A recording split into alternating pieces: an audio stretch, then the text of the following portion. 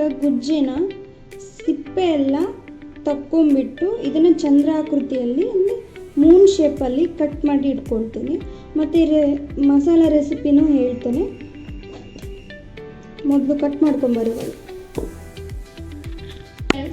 Cut ಮಾಡ್ಕೊಳ್ತಾ ಇದ್ದೀನಿ. ಮೊದಲು ಚಾಕುಗೆ ಚಂದ ಎಣ್ಣೆ ಸವರ್ಕೊಳ್ಳಿ, ಮತ್ತು ನಿಮ್ಮ ಕೈಗೂ ಸಹಿತ, ಯಾಕಂದರೆ ಇದು ತುಂಬ ಅಂಟಂಟಾಗ್ತದೆ, ಕೈಯೆಲ್ಲ ಅಂಟಂಟಾಗ್ತದೆ. ಮತ್ತು ಅದನ್ನು ಸೋಪ್ ಹಾಕಿ ತೊಳ್ಕೋಬೇಕು. ಇಲ್ಲಿ ಕೈಗೆ ಎಣ್ಣೆ ಹಚ್ಕೊಳ್ಳಿ, ಚಾಕುಗೂ ಸವರ್ಕೊಳ್ಳಿ, ಮತ್ತೆ ಕಟ್ ಮಾಡಿ.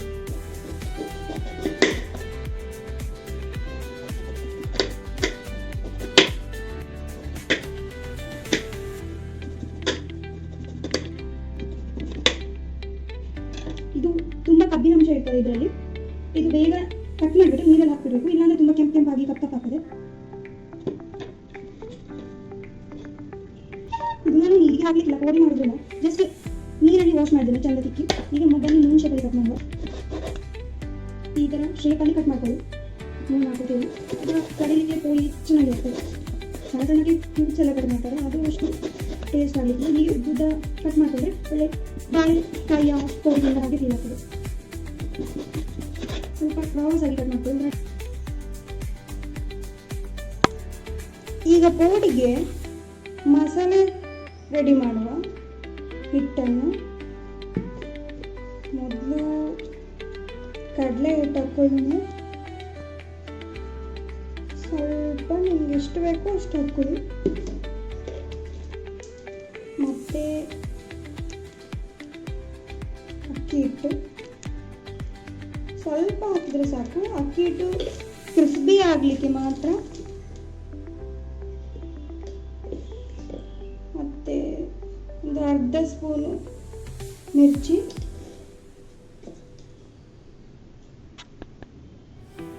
ಮತ್ತು ಸ್ವಲ್ಪ ಜೀರಿಗೆ ಮತ್ತು ಓಂ ಕಾಳು,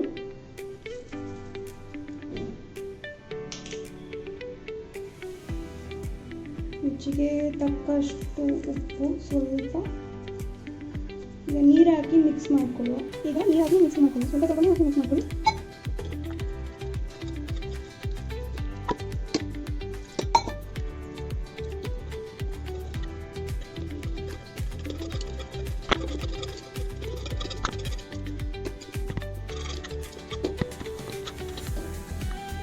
ಬ್ಯಾಟರ್ ಚೆಂದ ರೆಡಿಯಾಗಿದೆ. ಈ ಕನ್ಸಿಸ್ಟೆನ್ಸಿಯಲ್ಲಿ ಇರಬೇಕು. ಜಾಸ್ತಿ ತೆಳುವಾಗಿಯೂ ಇಲ್ಲ, ಜಾಸ್ತಿ ದಪ್ಪವಾಗಿಯೂ ಇಲ್ಲ, ಮೀಡಿಯಮ್ ಆಗಿ ಇರಬೇಕು. ಆಗ ಅದಕ್ಕೆ ಅಂತಂದರೆ ಕಾಯಿಗೆ ಲೇಪನ ಮಾಡಲಿಕ್ಕೆ ಸರಿ ಆಗ್ತದೆ, ಮತ್ತು ಎಣ್ಣೆಯಲ್ಲಿ ಕರಿಲಿಕ್ಕೆ ಸುಲಭ ಆಗ್ತದೆ. ಒಂದು 2 ಮಿನಿಟ್ಸ್ ರೆಸ್ಟ್ ಮಾಡಿ ಕರಿಯುವ. ಫ್ರೈ ಮಾಡಲಿಕ್ಕೆ ಸ್ವಲ್ಪ ಬಿಸಿಗೆ ಇಟ್ಕೊಂಡಿದ್ದೇನೆ. ಸ್ವಲ್ಪ ಮೀಡಿಯಮ್ ಆಗಿ ಕಾದ ನಂತರ ಒಂದೊಂದೇ ಬಿಟ್ಟು ಕರೆದ್ರೆ ಆಯಿತು.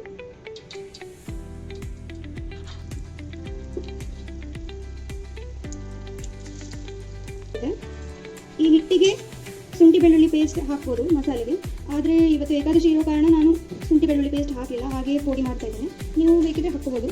ಅದು ಶುಂಠಿ ಬೆಳ್ಳುಳ್ಳಿ ಪೇಸ್ಟ್ ಹಾಕಿದರೆ ಇನ್ನೂ ಚೆಂದ ಟೇಸ್ಟ್ ಆಗ್ತದೆ. ಮತ್ತು ನನಗೆ ಎಷ್ಟು ಸಿಂಪಲ್ ಸಾಕು, ಜಾಸ್ತಿ ಮಸಾಲೆ ಪದಾರ್ಥ ಖಾರ ಆಗಿರ್ತಿಲ್ಲ, ಸ್ವಲ್ಪ ಮಾತ್ರ.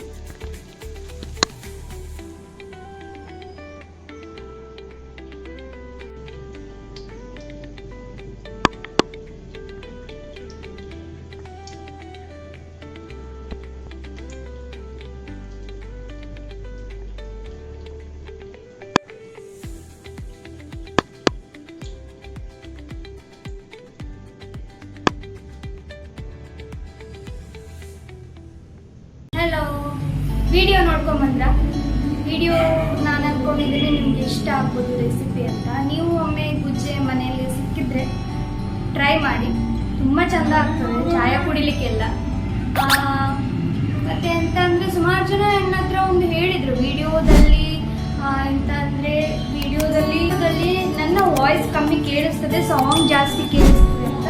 ನಾನು ಆದಷ್ಟು ಟ್ರೈ ಮಾಡ್ತೀನಿ ನನ್ನ ವಾಯ್ಸ್ ಜಾಸ್ತಿ ರೈಸ್ ಆಗಿ ಮಾತಾಡಲಿಕ್ಕೆ, ಮತ್ತು ಮ್ಯೂಸಿಕ್ನ ಕಮ್ಮಿಯಲ್ಲಿ ಇಟ್ಟು ಎಡಿಟ್ ಮಾಡಲಿಕ್ಕೆ ನಾನು ಟ್ರೈ ಮಾಡ್ತೀನಿ ಅಂತ ಹೇಳ್ತಾ ವಿಡಿಯೋನ ನೋಡ್ತಾ ಇರಿ.